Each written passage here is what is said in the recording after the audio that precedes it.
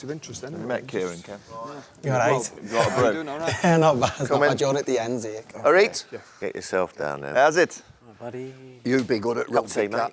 You'd be an absolute I'm a star. coffee man. Oh, your actually. coffee. Coffee. We've got a Nice. coffee. For Where's Kev. that ball? Yeah. Love one, please. Just white coffee's great. Phil, Thank you. get your bat. What? Get your bat.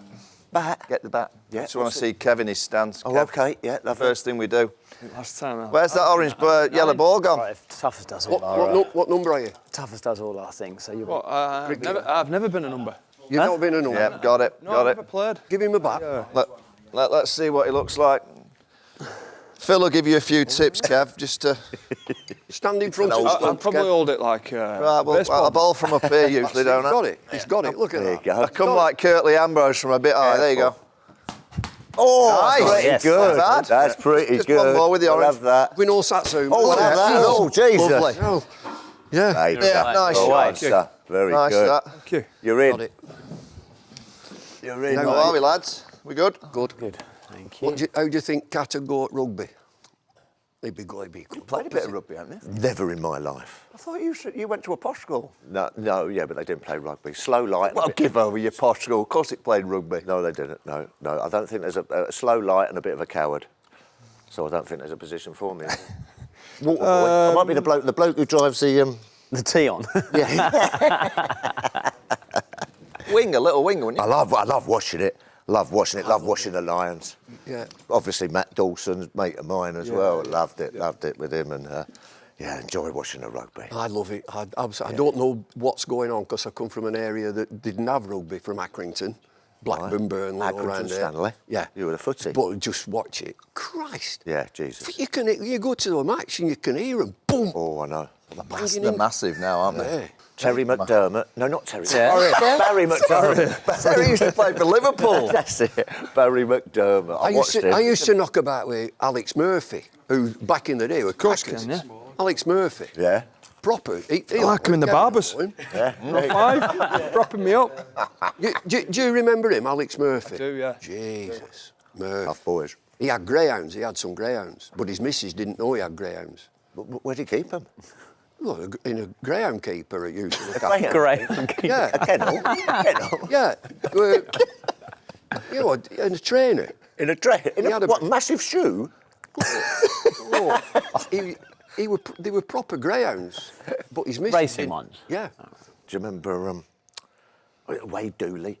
Yeah. Wade Policeman. With the kick on. Blackpool. With the kick on. Just used to... He used to be a policeman in Blackpool. He were a policeman. Yeah. Absolutely. Wade Dooley, have a look. Yeah. Wade Dooley, policeman, Blackpool. Yeah, no, absolutely. Definitely. Yeah, no, it's There were Alex Murphy, there were Billy Boston, all them. Yeah. What were he called? Vince Corellius. Is this rugby league? Corellius. This rugby league. Good knowledge. Yeah, man. Vince Corellius. Vince Corellius. That's He played for St Gladiator, Helens, I isn't think. it? Gladiator. St Helens. Yeah. Billy Boston, Wigan. He's just been knighted. One of your lot. Is he a Lord of the Realm? He was nicknamed the Blackpool Tower. Wade Dooley. I'm telling you. Yep. Wade Dooley. 6 feet 8 inches. That's him. Police officer with Lancashire. Yeah. And he played at the same time as Frank Yeah, in Cotton, Blackpool, you're Steve right, Smith, Tony Bond. Are you making up names? What's he called? Billy. Beaumont. I'll tell you Bill something. Beaumont, yeah. Beaumont. Yeah, He's a that's big Lancashire cricket fan, isn't he? Yeah. You need him on your board. His uncle, Captain Lancashire, Joe Blackledge. Yeah, I'll tell you That's his something. uncle. You don't need to look, I'm telling you. The two Still brothers, Sid and Stan.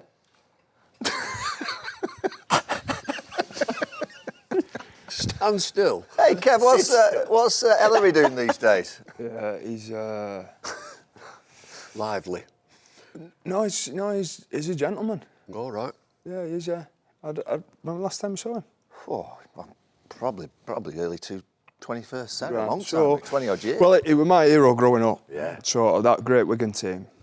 And part of the reason I ended up signing at Leeds actually because he was at the Rhinos at the time, and I just and he then went to Australia when the Super League War happened. Played over there for a number of years, and when I finally got to meet him, you know, they said don't meet your heroes. Yeah. Because you'd be disappointed. I met Ellery and I was like, this guy is amazing. Brilliant. So he spends all his time now playing squash and tennis, and enjoying life. Does he play paddle tennis? I bet he does, yeah. Oh, give him a game. I bet he does, yeah. Mike's very good at paddle. He used to take us to this pub up in, is it Meanswood or? Tetley. What's the pub that all the Rhinos used to be there on Yeah. a Sunday night? It used to be a great A bit night. before me, that. For sure. At Meanwood. Old Scully was there. Oh, yeah. Yeah. Yeah, it was fantastic. Gary Schofield. Oh, well, there used to be a pub in town on the way into Leeds City Centre. On the road in, bottom road, you go straight into town. There used to be a pub on the right that Gary used to always be in. Right. And they always used to live in there. It was a great, Arnie Sidebottom. Arnie was in. Rhino. The Yorkies and they used to mix. Yeah. It used to be a mix. I mean, when we used to play for the Yorkies on Friday night when you used to play, and the cameras were in our dressing room, because you obviously had the cameras in your dressing room. So we'd finish the game, and then they'd be getting dressed at the far end, and you had a little lounge, didn't you? Yeah. And then you used to have to swap over with us. Yeah. Did you ever look at us and kind of go, look at these screwed twats? I couldn't believe how much room you took up with your bags. Kit bags are massive, aren't they? Yeah, massive. What did you just have? Boots? Just boots? Yeah, just a little rucksack with boots Bit of and tape. gum shield and... That's it. Yeah. Off you go. Gum shield, eh? Yeah. There you go. I've seen you do them kicks as well. How'd you do those? What's that kick that you're doing the kicks from the back of the post and they go in? Yeah. I don't even remember a guy called Fran Botica. Yes, I remember that. Yeah. So he signed for Wigan back in the early 90s and he brought a new kicking style out and everybody followed it. So I'd have been 12 or 13 at the time and just followed suit. And then everybody in sort of league at that time, you know, were kicking on sand. A lot of viewers won't remember you kicking on sand because everyone kicks off a kicking tee now. But bucket of sand used to come on and make you round and away you went. So. Before we get started, I'd like to thank our partners Betfair. So just hit subscribe so you don't miss an episode. Enjoy the show. Sat outside my local pub with a kebab just to get the calories in. Right? Nobody sees any of that. What is the key ingredient for sustained success? In one word, discipline. I don't have any. Yeah, He's done. Sorry, Kat. Why has he not been knighted? He's got one. Oh, well, I've Embarrassed now. I can remember getting in bed that first night, sort of thinking to myself, we've hit our target already. Do we have to do the other 6? What's your running style? I've never seen it. I've seen it. Let's have a look. I don't like doing it. Do you not find something you do like? Well, yeah, let's go down the pub. Perhaps I could do it down the pub. The guy who was in our team was the first one, he's an 11-year-old, signed for Wigan for 20 odd grand. And he buys himself a parrot.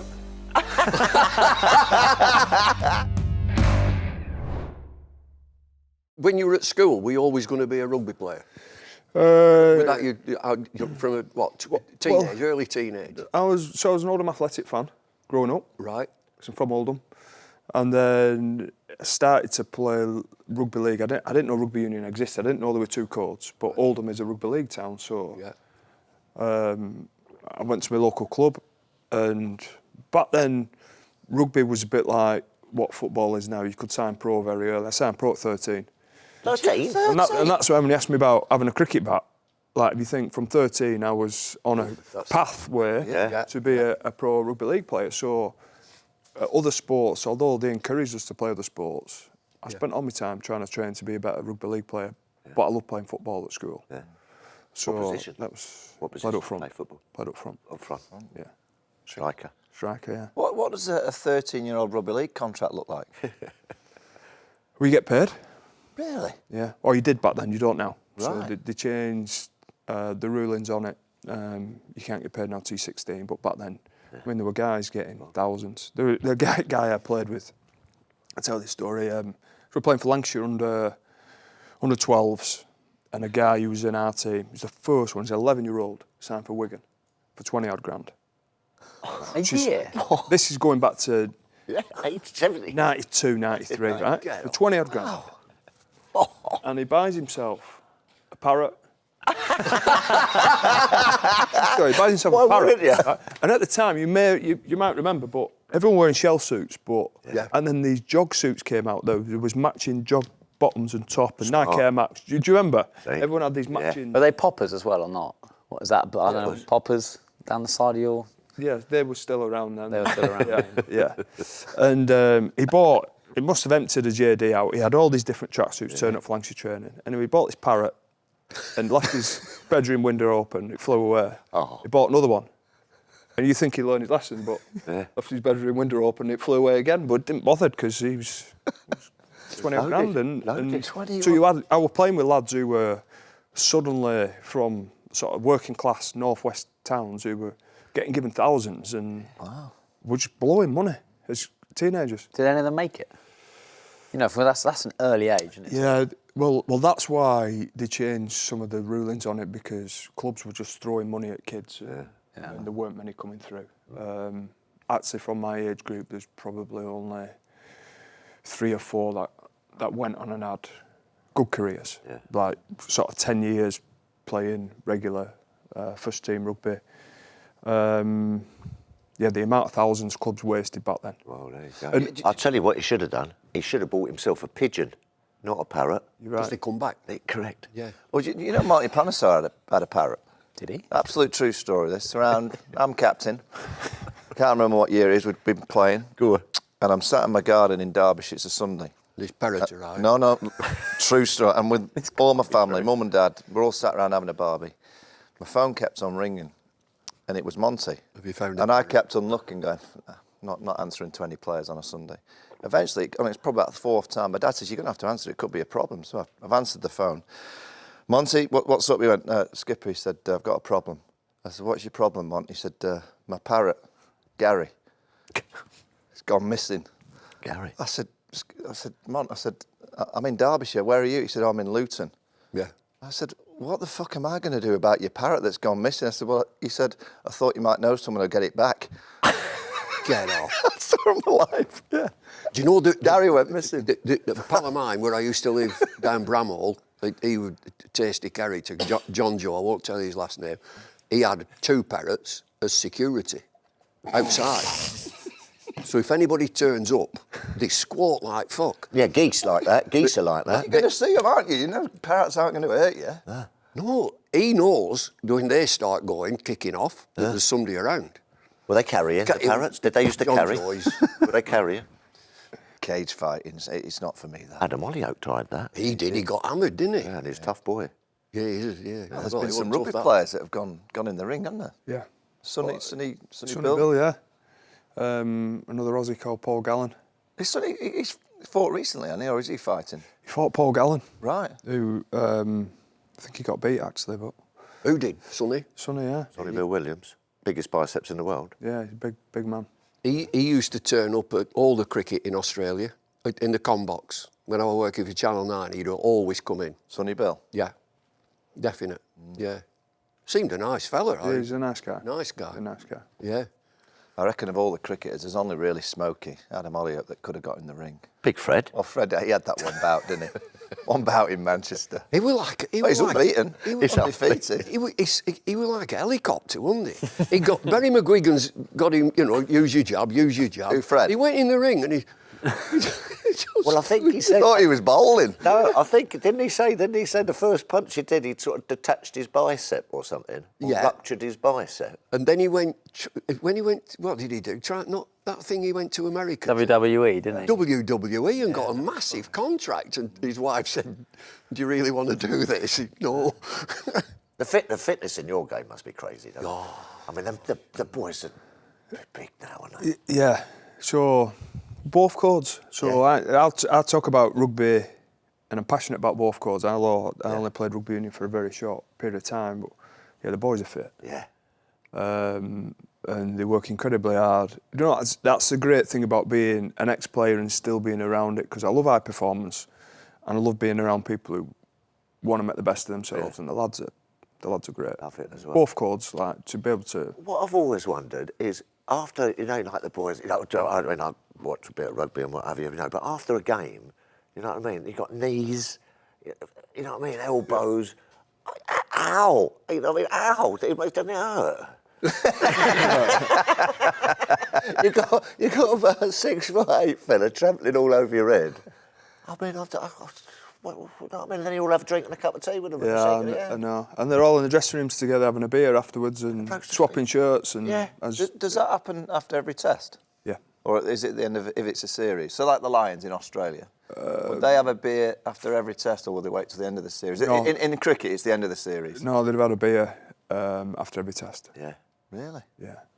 So they go and shake hands and. They do in that lineup. It's very orderly, isn't it? When the game's finished and they form lines, don't they, to shake hands? It's fabulous. And they come on. There's some of the lads, you look at them and they say he's 24-year-old. He looks about 60. Absolutely battered. Coming off, don't they? I know. Where are fitness levels in rugby compared to when you played?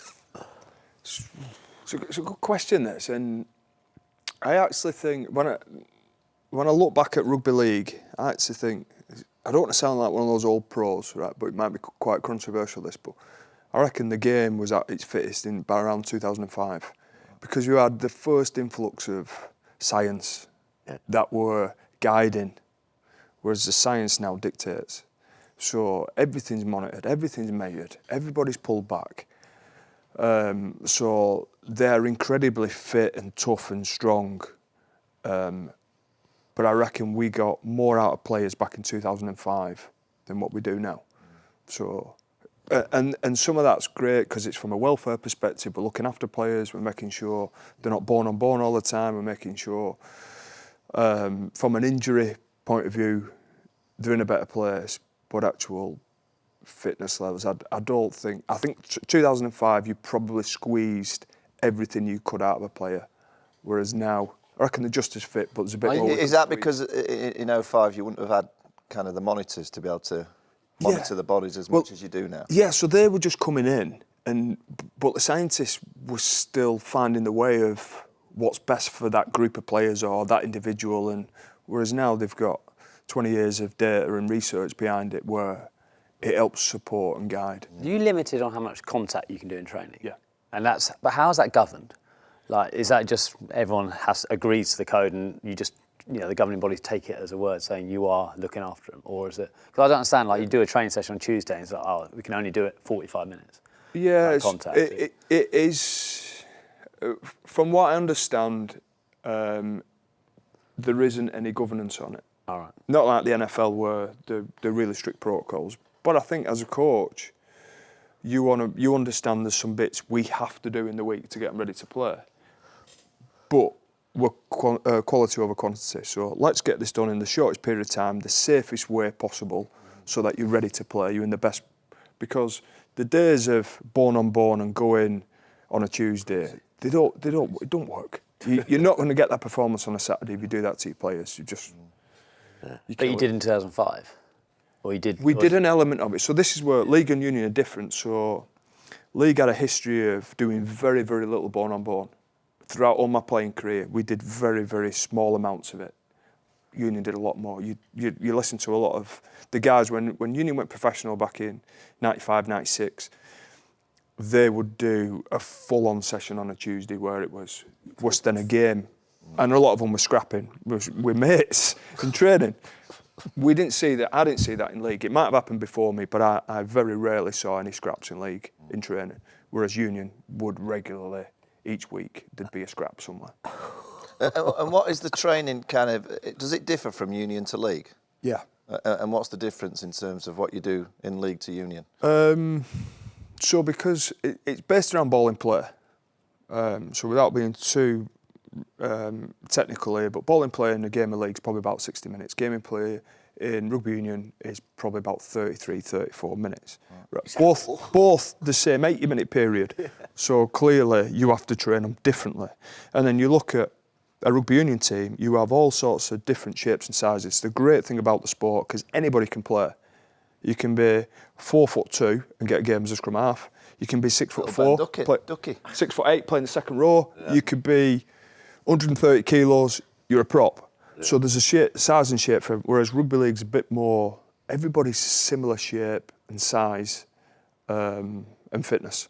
Yeah. So Pace. They're different. So there's a lot more sort of interval training type work in a league environment where in Union in particular, will work on a lot of 4-minute blocks of things, of training. Set plays.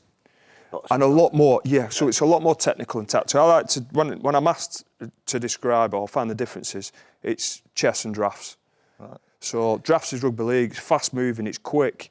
Everybody pretty much does the same job. Whereas chess, you've got all these different pieces that do different things and move in a different way. And it's a bit more technical and tactical. Who's the fastest that you've seen? So you've got to be a fast winger, haven't you? You've got to be. Yeah. So who's the Jason Robinson. Jason. Over 10 yards, over 20 yards? Yeah, Jason will probably be over the short distances.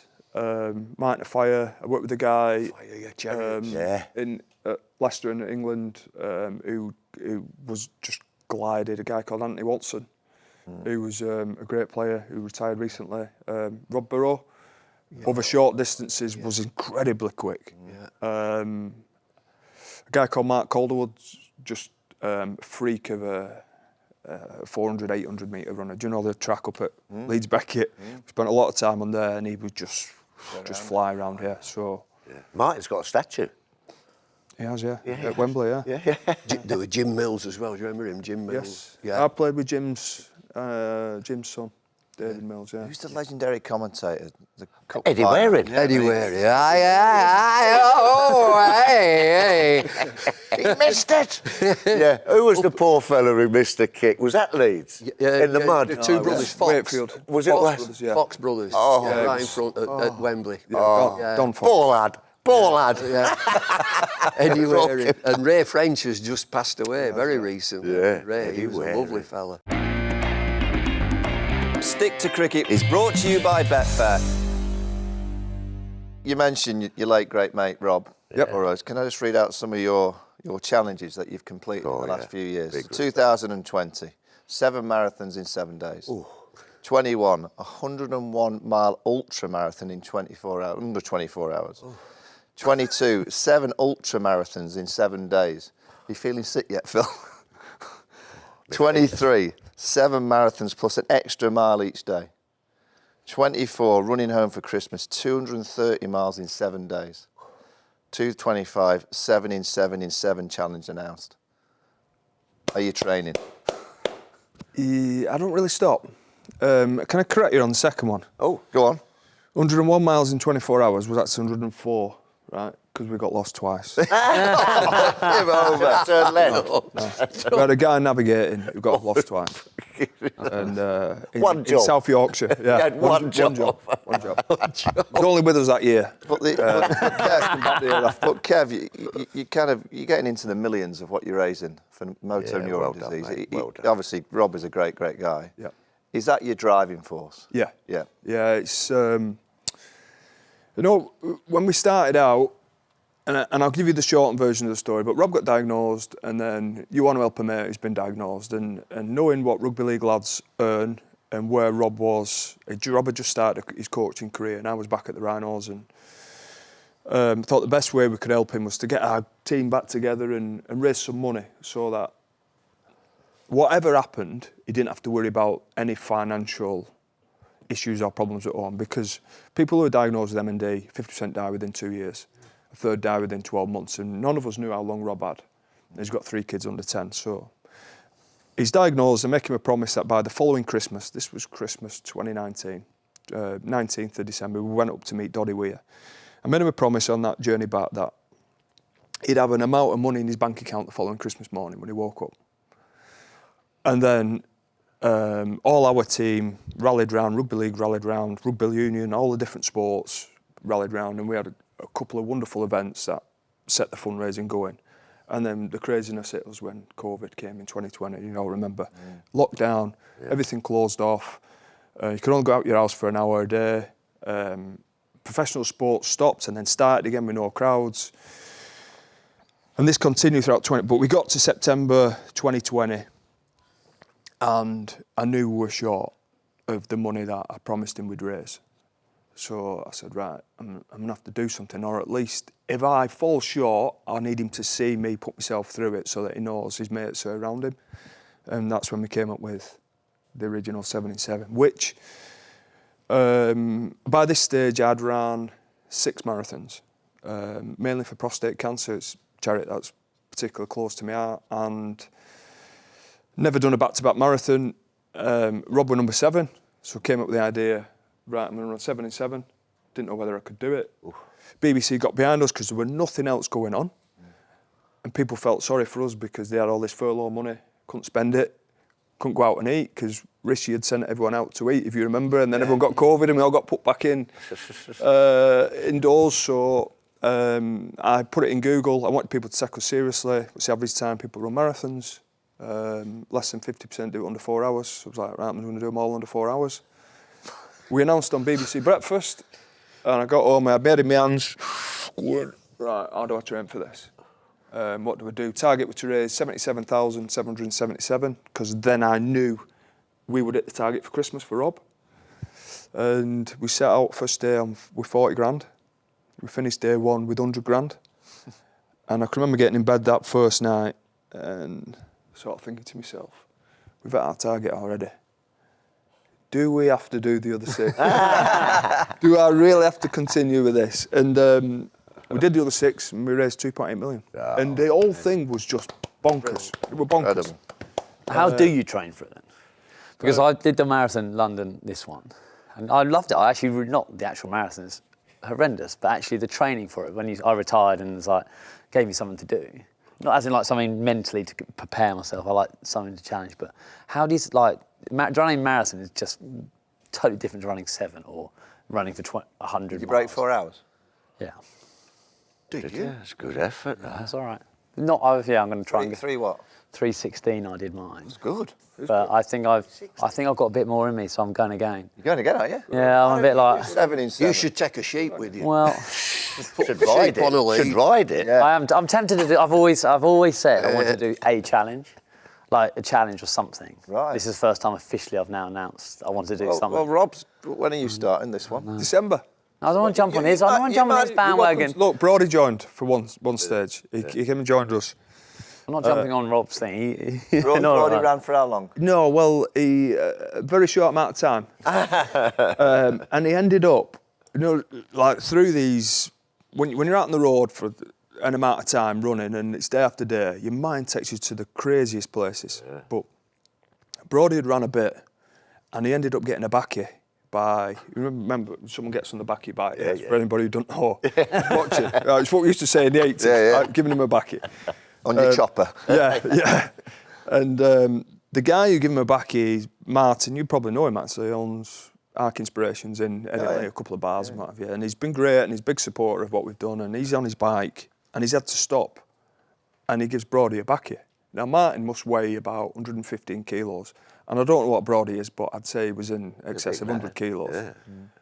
And I can remember thinking as this bike turned up in Richmond Park alongside us, because it had come, I remember feeling sorry for the wheels of the bike because these 2 big guys were on it. But yeah, Brody's joined us. Yeah. I've walked 600 miles. But then I just like do amount loved it. Walk. But then how to then go? I'm going to train for. You did a walk. I did a walk. It was hard work. So. Remember, I joined him from. So one of my friends is an ultra marathon runner. He ran. I think he's the fastest time across Australia. Sorry, Alastair. So what's an ultra marathon? Well, anything over 26 miles. Oh, right, okay. But I think he's just ran Australia, the fastest European or something to do it. But his first run, it was Land's End to John O'Groats, so I joined him for a day. And I joined him for 30 miles. And that was like, he ran, I think, 6 miles in a block, 6 miles in a block. And I thought, right, one day I'll do something. But good on you. But I've now said to everyone that I'm going to have to do it now. Yeah, I do want to do it. I'll join you. Yeah, Tuffers, I'd love you to join me. I'll join you. Just even if it's for 10 yards. What, running, Cat? I could do a bit of running. What's your running style? I've never seen it. I'm a bit like... I've seen it, Cat. Let's have a look. This is it's not... That were in Jamaica. When we set off, we do the training day. We're going to start off with a 3-mile run. The first thing he said, well, just hang on, I'll get me fags. Oh, there you go. Put them in his pocket. Do you remember that's when Mick Jagger turned up? Yes. At the Pegasus in that bar at the back. That's right. Did he sing? No, he just come in for a drink. Was he on tour, was he? No, No, I think he'd come down and watch the cricket. He might have been on tour. He might have... Argentina. Did a gig in Argentina and nipped in. Yeah. Jeff's just come back from Argentina. Aye. Yeah. Is it nice there? Lovely. It's different. Is it? Yeah, it's different. Well, Parts of it are nice. Yeah. Nice red wine in Argentina. Ah, it is. Nice. Yeah. Nice steaks. Kev, do you get a nice bird? Is it? No. No? I was promised nice red wine. Yeah. I don't really drink. No. And Not if you're doing all them. a really nice steak, but I have to say I didn't get one. No. Of the gauchos, isn't it? Yeah. That's what the Argentine tango. Did you do the Argentine tango? No. So how does that You go? did that. How does that go? I did the Argentine tango. So it's when the gauchos come down, innit? And there's the normal tango, but then the Argentine one, you've got to get your legs all like that. Yeah, you know what I mean? It's sort of, and you're wrapping it all round. Tricky. Tricky. Especially if you've just been on a horse for like 6 months on the plains, you know. The gauchos come down and do the Argentine. Pablo and all them lads. Pablo. Have you done any of them that he's done? He won Jungle, didn't you? Win the Jungle. Yeah. Strictly Dancing. Cooking. Have you You done been asked to cooking? do any of them? No, I haven't. No, he'll get asked. He's too busy. Yeah. He's training and coaching. Well, he's had a good lesson. It's not like us who just piss about. He's got a proper job. That's a good lesson in the Argentine tango. He's just give him a head start. If you get Strictly, he'll coach you. Yeah. Of all these challenges, Kev, which has been? I mean, can I guess which was the hardest? Yeah. I mean, 7 ultra marathons in 7 days. That's my guess of all the ones you've done. 101 day. That's got to be a. I'd probably say the 104. Was it? Yeah, and some of that was because I'd changed jobs. I joined Leicester Tigers. I just moved to Rugby Union. And I just didn't have time to train. Went in underprepared, so I just tried to wing it. Really did try and wing it, and I did a 12-hour. When you asked before about how you train, I did a 12-hour block of the running for the 24-hour one. Got up at 2 a.m, set off at 3 o'clock from home, and back 12 hours later, and that was pretty much the training. So I knew what 12 hours felt like, but when I got to 18, 19, 20 hours... What pace? We were just running about 5:15 per kilometre. Jeez. But by the end, we weren't moving at that pace. No, that's I was still alive. trying to stay alive. That was, But I think I knew going in, because I was told, when you're sleep deprived, everything seems 40% worse than it is. Yeah. But yeah, I were in a bad spot on that one. The ultras, the longer ones, a lot of it's to travel. So because we move around the country, and we go over to Ireland, we've been in Scotland. The travel after let's say we've done an 8 or 9 hour run, and then you're on a coach for 5 hours, and then you get 4 hours sleep. That's the difficulty. The actual running is great fun. Do you stop in that 8 or 9 hours? Yeah, we'll just stop. every hour. Or So depending on which challenge, but the last 2 we've done. I mean, we've run 7k blocks, so 7k every hour. bit of food. Get a chance to meet the M&D community. Families come out and see us, and a really good part of it is, the best part of it for me is the connection we get with families, and people who've lost people decades ago suddenly come out and share in. Because the disease M&D has been, and they've been ignored. What a great guy Sid was, and they've just been left and lost and left to deal with losing someone so quickly, and the aftermath about it without even getting a diagnosis. So to be able to pull families together has been the best part of it. Are they any closer to finding a cure for it? They're getting closer and closer. I think with the technology now, with AI, gives them a real chance. But I think what I've found is, with my dealings and my connection with people in the M&D community, they're willing to do anything. But because of how tight some of our drug testing is in the UK, means it's really difficult for them to get access to a lot of repurposed drugs, whereas in America it's very, very different. They pretty much throw everything at you and say, if you've got enough money, they can give it a go. So there's a very different view and approach depending on which country you're from.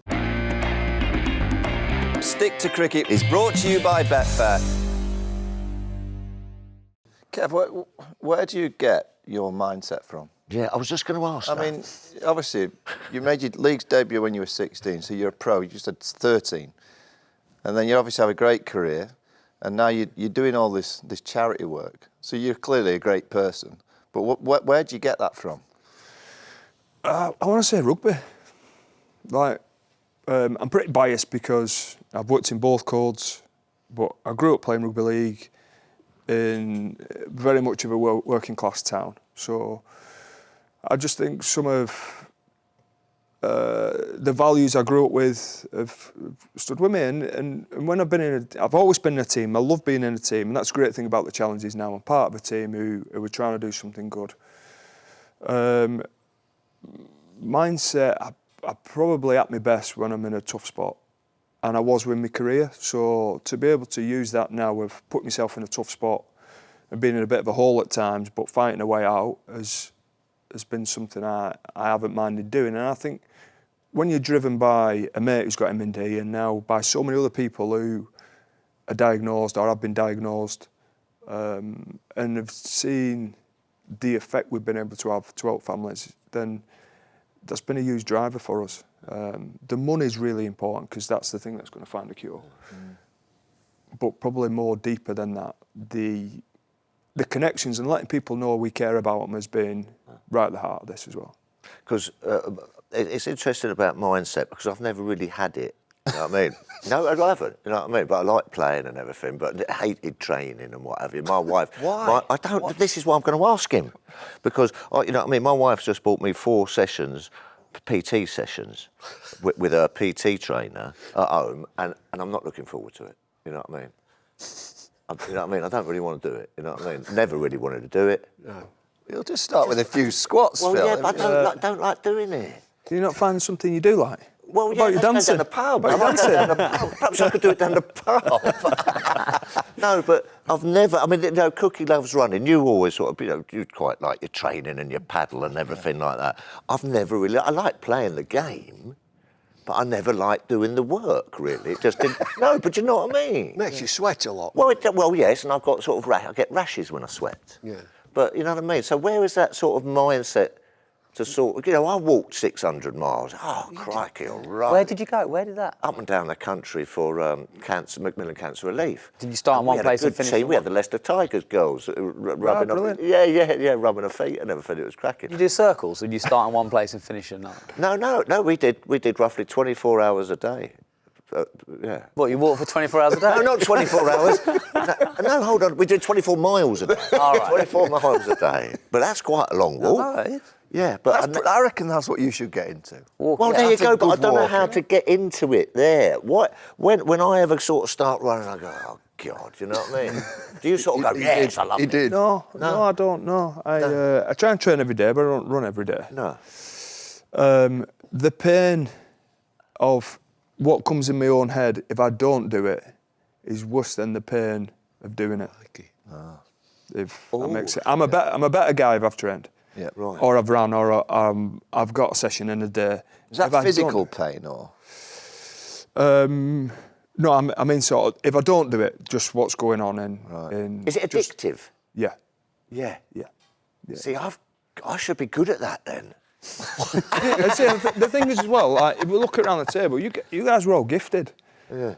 And I probably didn't have some of the qualities that really stood out as to be a rugby player. So I tried to make myself as committed and as disciplined as I could be to get the best out of what I had. Yeah. Whereas I played with guys who've been so talented and so gifted that got away without doing some of the other bits. Yeah. And they still thought they worked hard, because everybody thinks they work hard, Yeah. but probably had to do it in a different way, which is fine. So one of our guests has been Brian Lara, an absolute genius. I don't think Brian worked hard physically. He'd net, he'd bat and ball, but you never got injured. No. There you go. No. I burst my appendix. Yeah, but that's... I reckon Brian was a runner. He used to run around I saw him doing quite a lot of running. He didn't run a marathon. He ran a lot when he got 400 against us. Well, there you go. I don't think he did he? No, he just stood there and smashed us for 4 and 6. But I mean, No, at their it's game, it's obvious that listening to Kevin, you've got to be supremely fit Yes. to survive. You can't have any slackers, can you? You've no slackers in your teams. No. And this might sound crazy. I don't even like running. I don't like running, but I know it's good for me, and it has been good for me. And then since 2020, it's just been a great vehicle of raising money and shining a light on M&D. And What a thing to say for a minute. I don't like running. But I don't think many people do like running. I do. That's what I'm Because it hurts. no, it does hurt, doesn't it? It It hurts. hurt. The thought of it. I'll give you an example. You asked about the training before. What I've tried to do when we're out on the road for a week, I try and do 3 days of it on my own in the worst possible conditions. No music. My nutrition isn't great. Sleep deprived, and I put myself in a tough spot. So, try and do 3 days of it, and we're getting ready for one of the ultras. We're running from Edinburgh to Manchester, and we're averaging 41 miles a day. So right, I'm going to do 3 days of it, and I ran 66 kilometres one day. I got up the following morning at 4 o'clock, drove to Leicester, coached because I was coaching at Leicester Tigers at the time. Got back at 3:45, set off again at 4 o'clock in the afternoon, ran 62 kilometres. Sat outside my local pub, no word of a lie, with a kebab, right, just to get the calories in. Yeah. I got up the following morning and ran 61. Right, nobody sees any of that. No. But without doing that, I can't expect to get to the start line in December and be ready to complete because we all have self-doubt and we all worry about failing. The big thing about this is you're live on BBC Breakfast every morning, right? If you fail, the whole world know. Yeah. Went into the last one injured, and there's a lot riding on it, and you don't want to let people down because you think of the people you're representing out there. You know, for them, tomorrow is always going to be worse than today. Yeah. Whereas for me, I can get myself right. Yeah. Why has he not been knighted? Well, Wow. He's got one. Oh, well, have Embarrassed now. Give it to me. Have a word. You mustn't. I did I'm about not that high up. Of course you are. You're a knight. I did that with me walk. You must know people. Hey, I'll have a word. there you go. Yeah. I did that with me walk though. We were starting off in Brighton. Did you get knighted? No. I think I burnt a few too many bridges for that. have you got any letters? I've got a doctorate from Middlesex University. Oh, right, nice. Yeah. In what? I don't know. I'm not sure. They didn't write it What, down. they just- I've got the hat though. I went there with the hat. You still got it? Yeah. No. They gave me this hat and gown and everything. And But they didn't tell you what you got your I honorary think it's for services to the county. 20 years or something. Yeah. But you're right about that. When I did my walk, I thought, you're talking about training. You know what I mean? I thought, well, I've been walking all my life. I don't need to train. You know what I mean? And I kind of got, I've been walking around all my life. And it was 28 days we did it for, and I started it at Brighton. Daley Thompson was there, you know what I mean, all waving us off. And Were you on your own? No, Dorney was Daley there. Thompson, I always think about that, you know, the Spectrum 48K. And he's there. A bit before your time, that chef, innit? We've all done that though. Yeah, so we walked off, big fanfare, and it's roughly about 7 hours a day we did, you know what I mean? And I can remember walking along, and after about 2 hours, I've sort of gone to my missus, and I've gone, how long have we done? You know what I mean? Like that, we're nearly there. She said, fucking, you've got another 5 hours to go. And I said, I thought, well, I've got this in me, like that. And then Dorney stayed with me all the way, kicking me up the arse. Good on her. Yeah, good on her. She said exactly that. She said, you've committed to this now. Right. It's for Macmillan Cancer. See, a good woman. Yeah, Good and woman. kicked me. You needed that Did you motivation. have your, I did you have did, your yeah. tabs with you? Yeah, well, we stopped for a tab. And that was where the rocket fuel came in. What's that? That rocket fuel, it's tequila and Fanta orange juice. That's what Ian Botham has. Yeah, absolutely. Well, I phoned up Beefy and I said, I'm doing this walk, because he's raised millions, Beefy. Yeah. Yeah, and he said, well, I said, you got any advice? And old Beefy said, rocket fuel. And I said, what's that? He said, because you said your feet are going to be hurting, you're going to be sore, knees and everything like that. He said, about 11 o'clock, in the old squeezy bottle like that, tequila and orange juice. There's I was only like that. Beefy I was like could that. come up I with was like that. I was like, oh, all the pain's gone. The pain's gone. You couldn't feel your blisters. We were all Did you laughing bump at into each other. anything? Bumping into buses? By the end, I reckon he had that rocket fuel in 86, 87 in the Ashes, didn't he? no, it's, I tell you something, enough work. I tell you something, ended like that. Come on. But then just went bang, and then you got to get up and do it again. And thankfully, the Leicester Tigers girl, I forget her name, lovely girl she was, worked for the Leicester Tigers as a physio. She used to put us back together every time and everything. Yeah. But mentally, I said, if Dorney hadn't been there, not a chance. I joined Jeff Stelling, prostate cancer walk. I was still playing. It'd be 2013, 2014. And he had a lot of different sporting celebs with him. Chris Kamara was one of them. And I think on that particular day, they'd walk 28 miles from sort of somewhere in Yorkshire down into Leeds, and they were finishing at Ellen Road, and they'd asked me to join the last mile. So I felt really embarrassed about doing the last mile. And as you do when you rock up to some of these things, and I turned up and it was lashing it down, and everybody looked absolutely exhausted and shot. And Chris Kamara had the biggest smile on his face and looked like he'd not walked any of it. He looked so fresh and he was bouncing around. And just like, in terms of an energy giver, he was the best I've seen. He just looked brilliant for Jeff. I'll tell you something as well. I'll tell you just another thing. We had a load of people joining us. And Martin Johnson had just played in a semi-final against Toulouse or something like that. And he said he was going to come and, go with us. He said, he used to get terrible problems with blisters or something, I'm not quite sure, but feet and ankles and everything like that. And he turned up and he said, listen, he's just got off helicopter, been smashed up by Toulouse or something, and he's turned up and he's gone, right, he said, I can only do, sort of a couple of miles, and then I've got to go and do some meetings or something like that. He was in the front. He was up front at the end of it. You know what I mean? He'd walked the whole lot, you know what I mean? I said, Martin, you can, thanks very much for coming. He said, fuck off, if I'm starting something, I'm going No, I tell you, I loved it, you know what I mean? Yeah. Loved it. I was Got like, the old chin going. fucking right. I was, it was lovely. Pissing with rain. Oh, sorry. Yeah, it was good fun. Kev, so December the Challenger. Yep. Anyone that's watching, listening, how can they sponsor? Just type it into Google. Yep. And the Give Us Your Live page will come up. So I've been bowled over the whole team by the support we've had over the years. I'm going to do 2 more because we've done 7. Who is your team? Who else is doing it? How it started, so remember we were in COVID, so it was rule of 6. So at the time, I'd text 5 mates, and they're not lads I played with.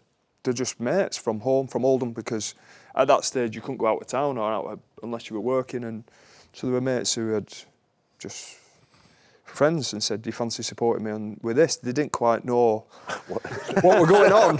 They just said, yeah. Are they still mates? Yeah, they are, yeah. And so that was the original 6, and then since then we've had to add everybody who's part of that team I've worked with in some way, or the friends in some way. So our team doc I worked with England Rugby League.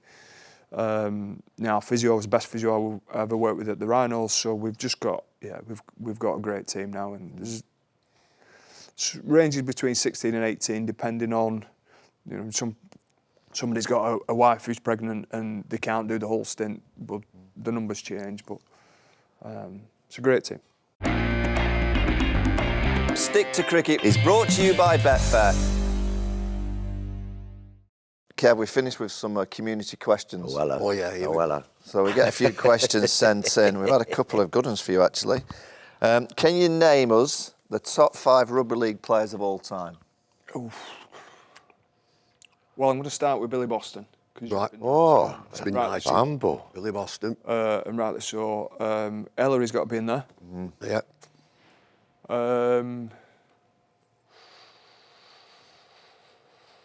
Modern, I'm going to say Andy Farrell. So we've got a modern day player in there, that's 3. And then I'm going to pick a couple of guys from overseas. Wally Lewis. Twingamala. An Australian. Twingamala. He was a great. Was He he? was a great. You call him Twingamala. But we're talking league here, aren't we? Yeah. I was in Rugby my League. unit. I think it's only right we have a New Zealander in there as well. I'm going to say Stacey Jones. Oh, yeah. So Decent. Right, 2 more. What is the key ingredient for sustained success? in one word, discipline. I don't know if any. Yeah, He's done. Sorry, Kat.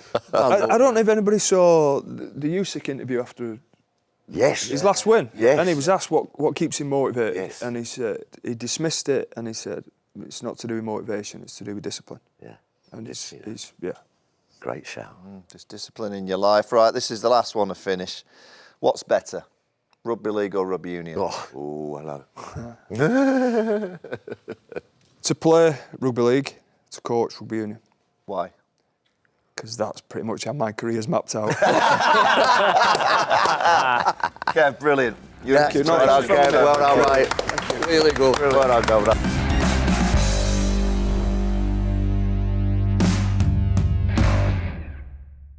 Bloody hell. Sustained success, discipline. Bollocks.